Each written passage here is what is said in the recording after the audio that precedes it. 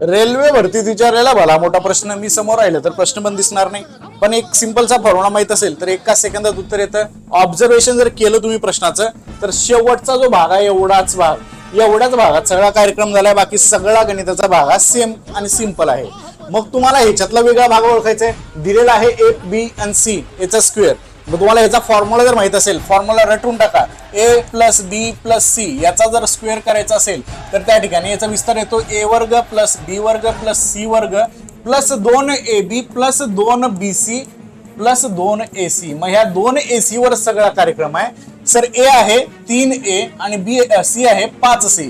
3 गुणिले 5 5 त्रिक 15 गुणिले 2 सर 30ac. 30ac कुठे आहे सर? ऑप्शन नंबर 3 मध्ये आहे. म्हणजे ऑप्शन नंबर 3 या प्रश्नाचं उत्तर आपल्याला क्लिअर होतं.